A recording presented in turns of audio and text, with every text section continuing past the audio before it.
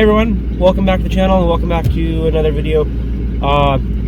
Disclaimer, if I sound like shit, well, it's because I just got over, well, I'm kind of still have a cold flu type situation, and talking normal takes effort. So on the other end of it, it's not the Rona, it's just a cold, believe it or not, that still exists. But anyway, I'm just making this video because I haven't made one in a while, and the car hasn't been driven about 2 weeks. I need to put some fresh gas in the car, take it for a little drive, and I was wanting to talk about what is next with the car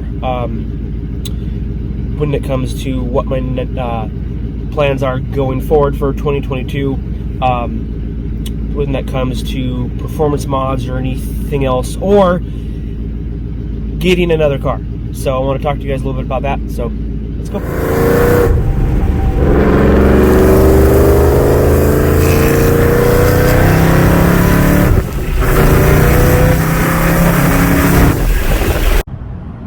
Gas prices are finally starting to go down a little bit.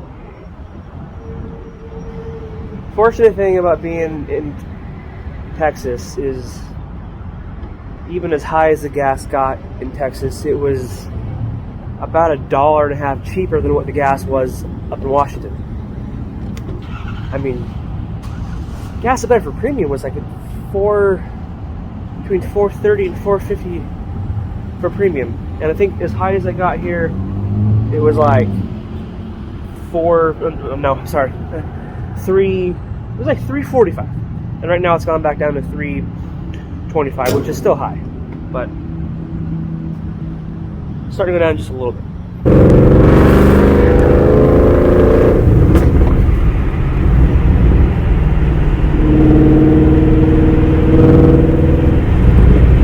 Okay, so I've had a few things that I've been pondering and thinking about back and forth for a while. And usually when I think about something, when it comes to like the car, I tend to overthink it. It took me about a year to decide between 373s and 410s on my other car. Seriously, it took about a year for me to ponder the pros and cons of each. And I finally went with the 410s in that car because it was an auto. But anyway, I no longer have that car, but that's an example. It takes me a while to think about things. So I was going to talk about options next for the car, and then options for another car. So two separate things I've had in mind wanting to talk about each of those, and I guess part of the reason for this too is maybe you guys can help me decide which option to go with next, I guess. Okay, so let's talk about first what's next for the GT500. One thing I thought about pondering, the next idea, and probably is the most expensive out of all of them, is the wide body from SHELBY American. Now, the wide bodies every year, conveniently enough, always go up in price. So now the wide body front and rear, and that includes the cost of installation and labor and paint, so that includes all of this out the door, is $27,000. Yeah, $27,000. So that includes the whole rear quarter panel. I think there are 325s in the rear. No, sorry, 345s in the rear. And you got the 305s in the front. When you do the wide body, I think the front fender flares out. They gave you that about another, I think it's about another inch, 2 inches, and the rear is at least 3. So you get that nice fat ass in the rear. The downside of that is they will have the car for at least a year. So I contacted them a few days ago, and it's at least a year to a year and a half, because they're so backed up with the wide bodies on the S197s and the S550s as well. And you don't need to be super snaked to make a car a wide body. That was also another option a while ago, but now as of January of 22, there's no longer Super Snakes as an option. So they're discontinuing all of Super Snakes for the 2011 to 14 GT500s. They discontinued the Super Snakes on the 07, 09s about 2 years ago. I knew it was coming for the 11 to 14s, and it's finally happening, which sucks, but I didn't foresee myself doing that. But now I kind of wish that I did. Alright, so the wide body, like I said, is the most expensive option that I had in mind for what's hopefully next on the car, but $27,000. They have the car for a year to a year and a half, and that is, to me, that's more important than the price.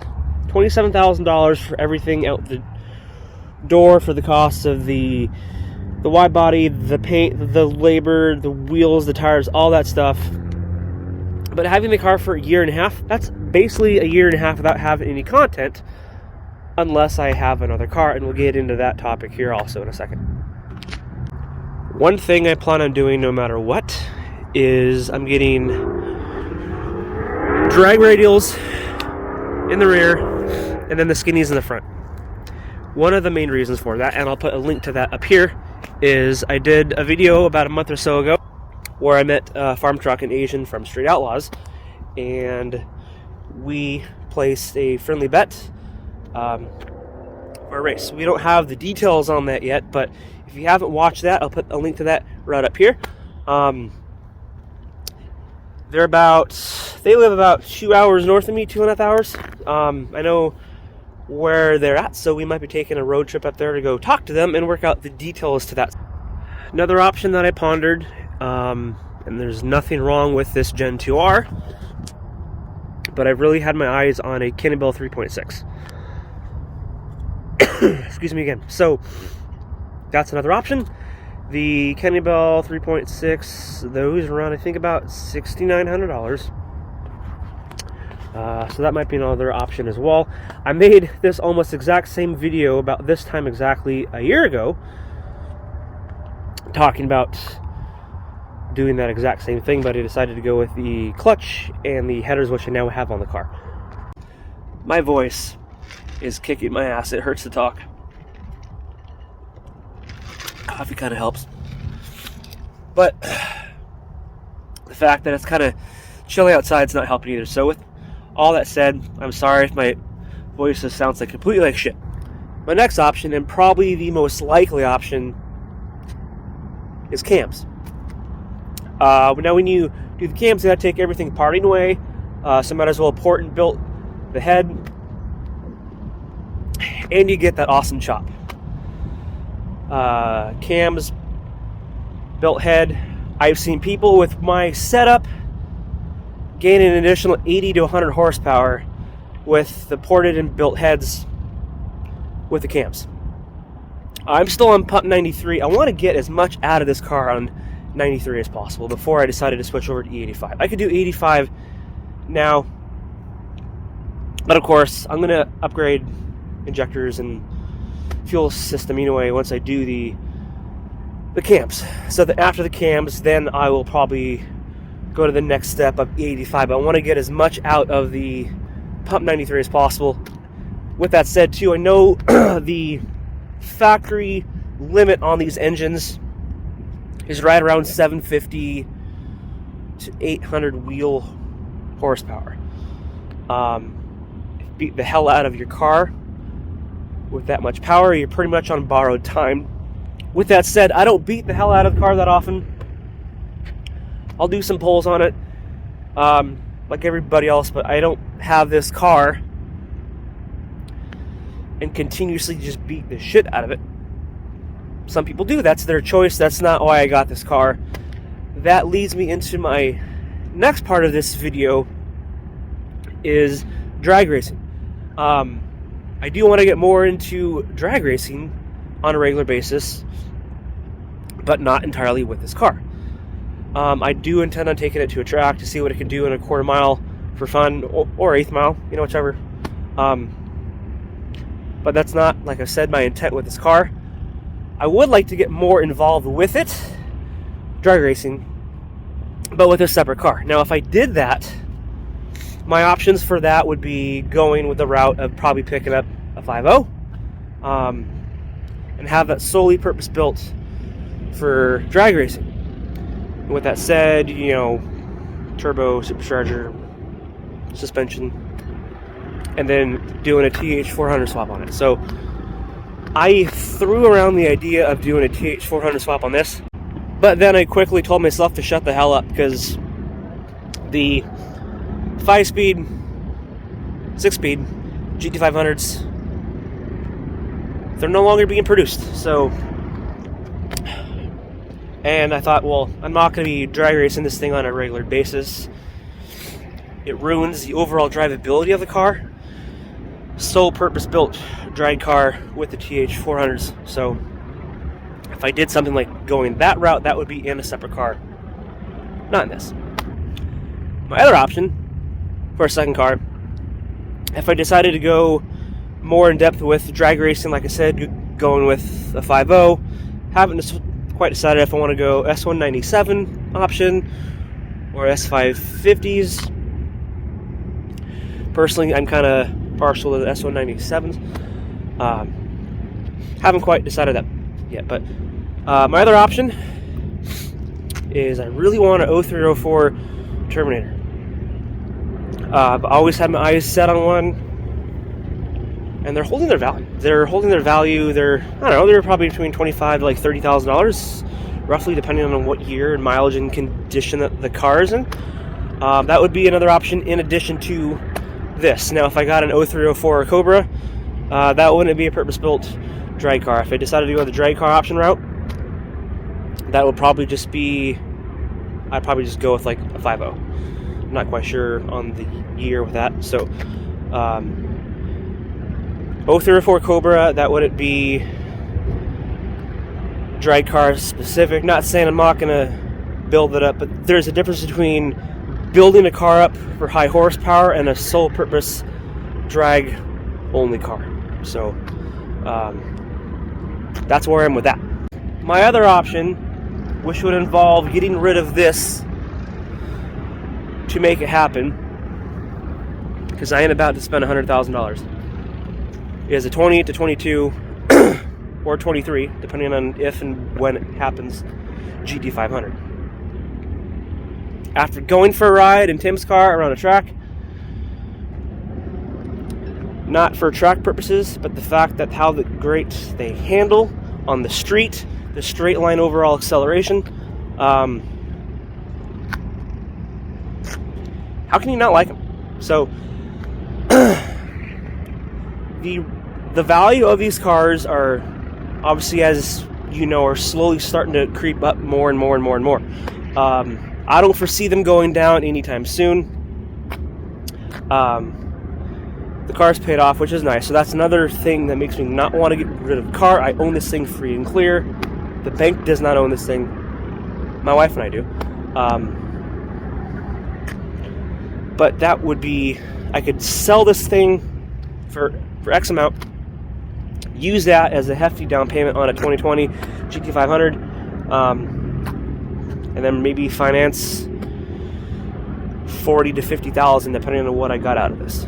I wouldn't go carbon fiber track pack route. I would go base model, because I'd want it for straight line purposes only. Plus, the base models still handle amazing on like a road course, but I would go the base model option because it's more built for straight line quarter miles, and they're significantly cheaper. They're still $80,000 to $90,000 for the base model GT500s. So the only way that I can make that happen is if somehow I convince myself to get rid of this. But to be honest, I don't think I could. That's a route that I don't foresee myself going down. So in closing, to close this video, my two probably most likely options that would be coming for 2022 would be doing the cams on this and the built heads,